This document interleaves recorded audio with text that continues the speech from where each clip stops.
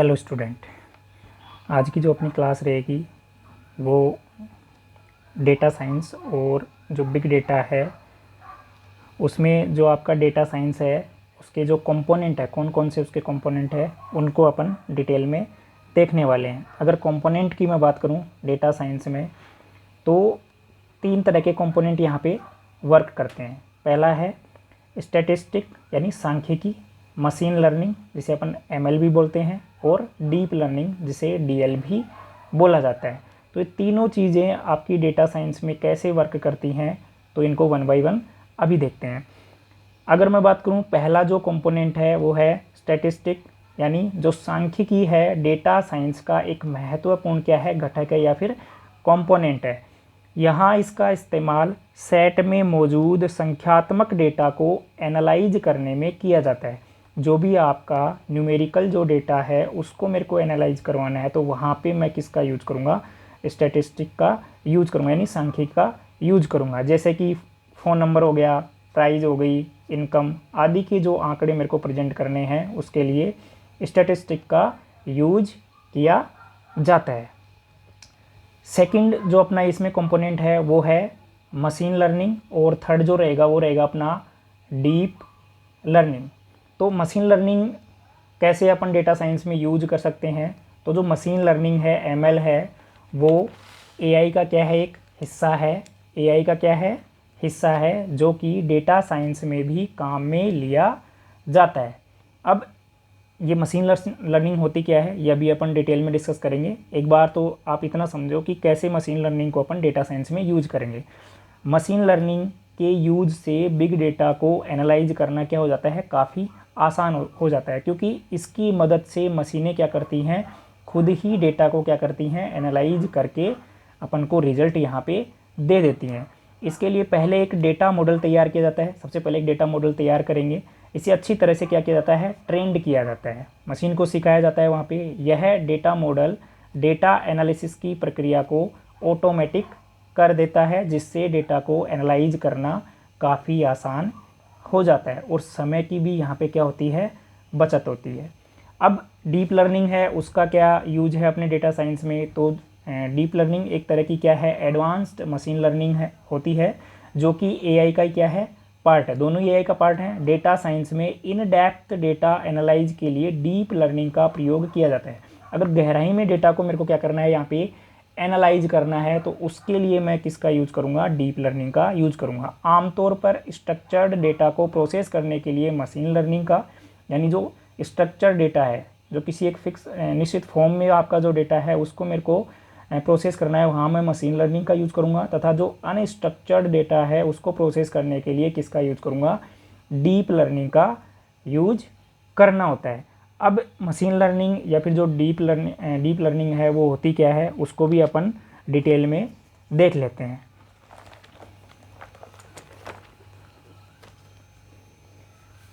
अगर मैं बात करूँ मशीन लर्निंग की, तो मशीन या कंप्यूटर की खुद से लर्न करने की जो एबिलिटी है वो क्या कहलाती है, मशीन लर्निंग कहलाती है। इसमें मशीनों को सिखाया जाता है। जैसे ह्यूमन है, ह्यूमन को स्टार्टिंग में बहुत सी चीज़ें सिखाई जाती हैं, उसी तरह से जो मशीनें हैं उनको भी क्या किया जाता है, लर्न किया जाता है। उसी को अपन बोलते हैं मशीन लर्निंग। मशीन लर्निंग का आविष्कार 1959 में आर्थर सैमुअल ने किया था। यानी जो आपके मशीन लर्निंग से संबंधित जो व्यक्ति हैं वो कौन है, Arthur Samuel. Machine learning machine को मनुष्य की तरह सोचने, समझने और सीखने में क्या बनाता है, सक्षम बनाता है, ताकि मशीन मनुष्य की तरह ही किसी काम को सोच समझकर आसानी से क्या करे, पूरा करे। यानी ह्यूमन की तरह फिर जो मशीन है वो क्या करने लग जाती है, बिहेव करने लग जाती है। मशीन लर्निंग में कंप्यूटर या मशीन को बेहतर बनाने के लिए कुछ एल्गोरिथम्स का क्या किया जाता है, यूज किया जाता है। यानी यहाँ मशीन को जो ट्रेन करते हैं, अपन मशीन को सिखाते हैं, तो वो एल्गोरिथम्स के थ्रू क्या करते हैं, वहाँ पे सिखाते हैं, प्रयोग किया जाता है, जो सिस्टम को सोचने और समझने की क्षमता प्रदान करते हैं। जो एल्गोरिथम है जिनका अपन यूज कर रहे हैं उनकी वजह से ही जो मशीन है वो सोचने और समझने में क्या होती है, वहाँ पे सक्षम होती हैं। अब जो मशीन लर्निंग है उसके टाइप्स भी हैं अपने, तो 4 तरह की जो आपकी मशीन लर्निंग है वो 4 तरह की रहती है, जिसमें पहला जो टाइप है वो है सुपरवाइज्ड लर्निंग, सेकंड है अनसुपरवाइज्ड लर्निंग, थर्ड है सेमी सुपरवाइज्ड लर्निंग और चौथा है रेनफोर्समेंट लर्निंग। अब one by one upon discuss करते हैं कि ये चारों जो मशीन लर्निंग है वो काम कैसे करती हैं। तो पहला है supervised learning. Supervised learning machine learning का एक प्रकार है जिसमें लेबल्ड डेटा का यूज मशीन को ट्रेनिंग देने के लिए किया जाता है। यानी पहले से जो आपका डेटा लेबल किया हुआ है उसको यूज करके आप मशीन को सिखाते हो, तो वो कौन सी लर्निंग कहलाती है? आपकी सुपरवाइज्ड लर्निंग कहलाती है। यहाँ मशीन डेटा सेट को समझने के लिए लेबल्ड डेटा का क्या करती है? यूज मॉडल या फंक्शन को क्रिएट करने के लिए करता है। यानी जो मशीन होगी वो जो सीखने का काम करेगी वो किससे करेगी? लेबल्ड डेटा से। लेबल्ड डेटा एक तरह का इनपुट डेटा है, जो पहले से ही मशीन के पास क्या रहता है? वहाँ पे मौजूद रहता है। और इस डेटा को एनालाइज करके सिस्टम आउटपुट डेटा को क्या करता है? प्रिडिक्ट करता है। लर्निंग एल्गोरिथम अपने आउटपुट की तुलना सही एवं मांगे गए आउटपुट से करके मॉडल को इसके अनुसार संशोधित करके क्या करती है? एरर्स हैं उनका पता लगा सकती है। तो ये है आपका सुपरवाइज्ड लर्निंग में। इसमें ध्यान रखना कि जो लेबल्ड डेटा है उसका यूज़ मशीन को सिखाने के लिए किया जाता है। सेकंड है unsupervised learning. Unsupervised learning machine learning का ही एक प्रकार है जो सुपरवाइज्ड लर्निंग का एकदम क्या है? रिवर्स हो जाएगा, उल्टा हो जाएगा। इसमें अनलेबल्ड डेटा का यूज मशीन को ट्रेनिंग देने के लिए किया जाता है। यह एक ऐसी मशीन लर्निंग विधि है जिसमें मशीन बिना किसी सुपरविजन या निगरानी के चीज़ों को क्या करती है? सीखती है। अनसुपरवाइज्ड लर्निंग का यूज बहुत बड़ी मात्रा के डेटा से उपयोगी डेटा को प्राप्त करने के लिए किया जाता है। यानी बहुत बड़ा डेटा है, उसमें से जो यूज़फुल जो डेटा है उसको मेरे को बाहर निकालना है, तो उसके लिए मैं अनसुपरवाइज्ड लर्निंग का यूज कर सकता हूँ। यहाँ मशीन दो तरह से लर्न करती है, क्लस्टरिंग मेथड तथा एसोसिएशन मेथड। क्लस्टरिंग मेथड और एसोसिएशन मेथड है वो किससे संबंधित है? आपके अनसुपरवाइज्ड लर्निंग से। क्लस्टरिंग का मतलब है समान व असमान ऑब्जेक्ट्स का अलग अलग समूह बनाना। यानी एक जैसी चीज़ों का अपन क्या करेंगे? वहाँ पे अलग अलग समूह बना लेंगे और उसकी मदद से फिर मशीन को क्या करवाएंगे? वहाँ पे लर्न करवाएंगे। तथा एसोसिएशन का मतलब है किसी भी डेटाबेस में उपस्थित वेरिएबल के बीच का संबंध। डेटाबेस में जो आपके वेरिएबल हैं उनके बीच का रिलेशनशिप क्या है वो क्या कहलाता है? आपका एसोसिएशन। और जो क्लस्टरिंग है वो क्या कहलाता है? समान या असमान ऑब्जेक्ट्स के आधार पर आप क्या बना रहे हो? वहाँ पे समूह बना रहे हो, ग्रुप्स बना रहे हो, जिसकी मदद से जो मशीन है वो क्या करेगी? लर्न करेगी। इसके रिजल्ट सटीक नहीं होते। यानी अनसुपरवाइज्ड लर्निंग से जो मशीन को सिखाया जाता है तो उसके जो रिजल्ट्स आते हैं वो सटीक नहीं होते, जिसके कारण यूज़र को सही जानकारी यहाँ पे प्राप्त नहीं होती है। नेक्स्ट जो टाइप है वो रहेगा अपना semi supervised learning. Semi supervised learning machine learning का एक प्रकार है जो कि सुपरवाइज्ड लर्निंग और अनसुपरवाइज्ड लर्निंग दोनों से मिलकर बना होता है। यानी दोनों के गुण इसमें क्या होंगे? शामिल होंगे। इसमें मशीन को सिखाने के लिए कम मात्रा में लेबल्ड डेटा हो जाएगा और अधिक मात्रा में अनलेबल्ड डेटा का यूज किया जाता है। यानी दोनों का यूज होगा, लेबल्ड और अनलेबल्ड का, लेकिन कम मात्रा में किसका होगा? लेबल्ड डेटा का, और अधिक मात्रा में किसका होगा? अनलेबल्ड डेटा का। इसके कार्य करने की क्षमता तथा इफिशियंसी दोनों ही क्या होती है? यहाँ पे ज़्यादा होती हैं। इसके परिणाम स्टेबल ना होने की वजह से एकदम सटीक नहीं होते। इसके भी जो रिजल्ट्स अपन को मिलते हैं मशीन के थ्रू वो एकदम से क्या नहीं होते? स्टेबल नहीं होते या फिर सटीक नहीं होते हैं। अगला चौथा जो टाइप है वो है reinforcement learning. Reinforcement learning feedback पर आधारित लर्निंग है। यानी कई बार अपन मशीन को क्या देते हैं? फीडबैक देते हैं कि मशीन में ये कमी है, यूज़र कुछ फीडबैक दे रहा है। उन फीडबैक की मदद से जो मशीन है वो क्या करती है? ऑटोमेटिक लर्न करती रहती है। जहाँ फीडबैक के आधार पर एजेंट अपने आप लर्न करता है।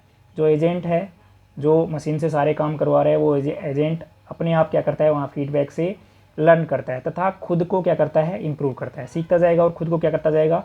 इम्प्रूव करता जाएगा। इस लर्निंग में एजेंट अपने एक्शन को इन्वायरमेंट के साथ इंटरेक्ट करके एरर या जो रिवार्ड्स हैं उनका क्या लगाता है? पता लगाता है। यह तकनीक ऐसे रिजल्ट्स को प्राप्त करने में सक्षम है जो क्या है? बहुत मुश्किल है।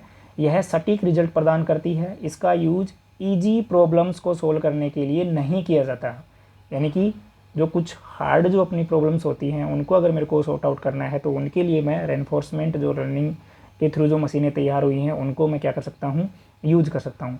इस तकनीक में ज़्यादा डेटा की क्या होती है? ज़रूरत पड़ती है। तो ये तो हो गया आपका मशीन लर्निंग। अब थर्ड जो अपना पॉइंट था वो था डीप लर्निंग। डीप लर्निंग तो डीप लर्निंग में एक डायग्राम देखते हैं अपन छोटा सा कि ये जो बाहर वाला जो आपका बॉक्स है वो पूरा है आपका आर्टिफिशियल इंटेलिजेंस का, यानी जो एआई है उसका एक बॉक्स मैंने बनाया है। उसी के अंदर यानी उसी का पार्ट क्या हो गया अपना मशीन लर्निंग हो गया। और मशीन जो लर्न करती है उसके भी अंदर का अगर जो पार्ट की बात करूँ तो वो हो जाएगा आपका डीप लर्निंग। यानी मशीन को अपन ने सिखाया नॉर्मल वे में, फिर मैं उसको अब डीप तरीके से लर्न करवाऊँगा तो वो किस में आ जाएगा, डीप लर्निंग में।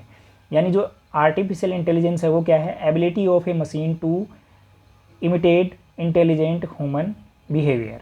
और जो मशीन लर्निंग है वो क्या है, application of AI that allows a system to automatically learn and improve from experience. जो भी पीछे का एक्सपीरियंस है उससे मशीन अपने आप को इम्प्रूव करेगी और ऑटोमेटिक तरीके से क्या करती जाएगी, लर्न करती जाएगी। डीप लर्निंग का मतलब है application of machine learning that uses complex algorithm and deep neural nets to train a models. जैसे इंसान है उसका जो माइंड काम करता है, उसका जो न्यूरल सिस्टम होता है, उसी के बिहाफ पे आपकी मशीन यहाँ पे डीप लर्निंग में क्या करती है, सीखती है और उसी के अनुरूप फिर क्या करती है, काम करती है।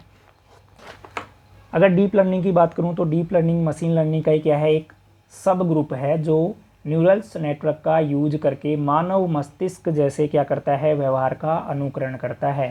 अगर एक जो मानव में मस्तिष्क होता है उस तरह की कोई चीज़ अपन को मशीन्स में भी अगर डालनी है तो वो अपन किससे करवा सकते हैं, डीप लर्निंग से करवा सकते हैं। यह डेटा पैटर्न्स यानी डेटा का जो पैटर्न होता है उससे नॉइज़, जो इन्वायरमेंट में नॉइज़ है, मिसअंडरस्टैंडिंग जैसे सोर्सेज को समझ सकता है। इन चीज़ों को भी जो डीप लर्निंग की थ्रू जो अगर कोई किसी मशीन को लर्न करवाया जाता है तो इन चीज़ों को समझ सकती है। डीप लर्निंग एक ऐसी तकनीक है जिसकी हेल्प से मशीन लर्निंग को प्राप्त किया जा सकता है, जो आर्टिफिशियल इंटेलिजेंस का क्या है, एक सबसेट है। यानी मशीन लर्निंग है वो किसका सबसेट है, एआई का, और जो डीप लर्निंग है वो मशीन लर्निंग का क्या है, वहाँ पे सबसेट है। डीप लर्निंग की मदद से तैयार किया गया एक एल्गोरिथम मानव के दिमाग की तरह सोचता है और काम भी करता है। जिस तरह हमारा ब्रेन न्यूरॉन्स की मदद से कार्य करता है उसी तरह डीप लर्निंग एक मल्टी न्यूरल नेटवर्क पर क्या है, आधारित है। मशीन लर्निंग में एक मॉडल को तैयार करने के लिए उसमें मैन्युअली फीचर्स बताने होते हैं, लेकिन डीप लर्निंग पर आधारित एक मॉडल ऑटोमेटिकली किसी डेटा से जो फीचर्स हैं उनको क्या कर सकता है, निकाल लेता है और अपना आउटपुट देता है। यानी मशीन लर्निंग में तो क्या करेगा, एक मॉडल अपन को तैयार करना पड़ता है, उसके बिहाफ पे फिर वो क्या करता है, काम करता है। जबकि डीप लर्निंग में अपन को मॉडल बनाते हैं वो ऑटोमेटिकली वहाँ पे क्या करता है, वर्क करता है और जो भी आउटपुट है वो अपन को निकाल के देता है। डीप लर्निंग के किसी मॉडल को अच्छे से कार्य करने के लिए बहुत सारे डेटा की क्या होती है, ज़रूरत होती है, जिसके चलते इसके ट्रेनिंग में भी ज़्यादा टाइम लगता है। यानी अगर किसी मशीन को अपन को डीप लर्न करवाना है तो उसके लिए मेरे को बहुत सारा जो डेटा है, यूजफुल डेटा है, उसकी मेरे को क्या पड़ेगी, नीड पड़ेगी। और इसको जो ट्रेन करने में जो टाइम लगता है वो भी क्या लगता है, बहुत ज़्यादा लगता है। आई होप कि आज का जो टॉपिक है आपको अच्छे से समझ में आया होगा। जिन बच्चों ने चैनल को सब्सक्राइब नहीं कर रखा है तो चैनल को सब्सक्राइब कर लें। कंप्यूटर साइंस के जो भी आपके 15-20 सब्जेक्ट हैं, चाहे कंपटीशन के भी आप पे देख लो या फिर BCA, MCA, BTech वगैरह जिनमें भी चलते हैं, अगर आप नोट्स के माध्यम से सभी सब्जेक्ट को पढ़ना चाहते हैं तो इस चैनल को अभी सब्सक्राइब कर लें। आपको 1 बाय 1 करके धीरे धीरे सारे वीडियो इसी चैनल पे मिलेंगे। जय हिंद, जय भारत।